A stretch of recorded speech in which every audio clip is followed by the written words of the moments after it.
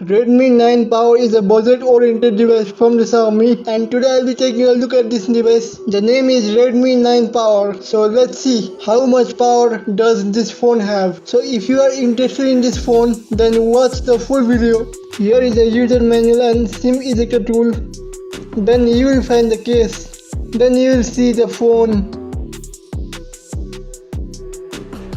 And in the box you will find 22.5 watt charger. Even though it only supports charging speed up to 18 watt, Xiaomi has given 22.5 watt charger in the box. Then you will find Type-C cable.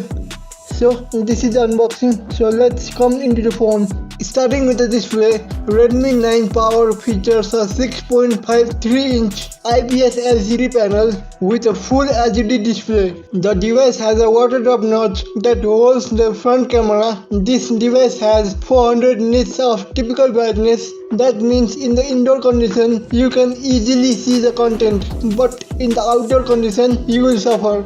There is a Gorilla Glass 3 protection on the front display.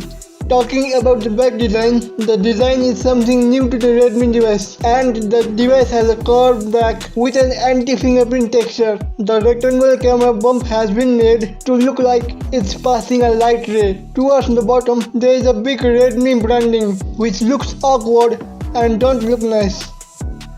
The phone is powered by the Qualcomm Snapdragon 662 on an 11nm processor. The phone comes with 4GB of RAM and 64GB of UFS 2.1 storage or 128GB of UFS 2.2 storage. Now if you are thinking how is the gaming performance, so I'll say Redmi 9 Power is not made for gaming. That means this device is not a gaming phone. Snapdragon 662 is not a very powerful processor for gaming. So if you want a gaming phone in a budget price, then I recommend you to go for Poco M2 6GB of RAM, where you'll get the Helio G80 processor. The performance gap between two chipsets is negligible in the everyday tasks, but the Helio G80 performs slightly better at games. On the camera segment, Redmi 9 Power has a quad camera setup on the back. The 48 megapixel primary camera, 8 megapixel ultrawide camera, and a 22 megapixel of macro and depth sensor. The camera is very good in this price segment, and on the front there is a 8 megapixel of selfie camera.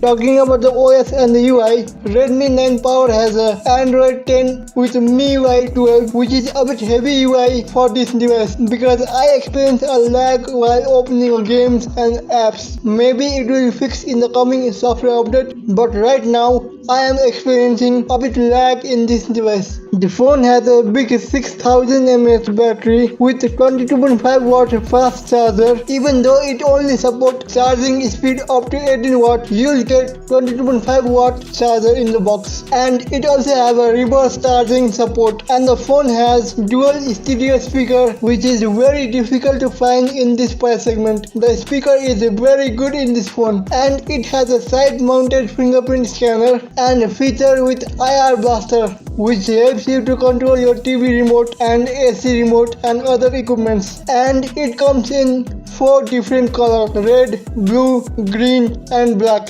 Redmi 9 Power is a powerful phone and best option in budget price segment. So if you are buying a phone focused on the camera, then Redmi 9 Power is the best option. But if you are buying the phone focusing on the performance and gaming, then I recommend you to go for Poco M2 6GB of RAM. So what is your opinion of the phone? The Redmi 9 Power is better phone or not? Comment down below. And if you have bought this phone, then how is your experience? Please share your experience in the comment section. So if you like this video, please hit like button, and if you are new to the channel, please hit subscribe button. So I'll see you back in the next video, new topic. This was Mr. ZD signing off.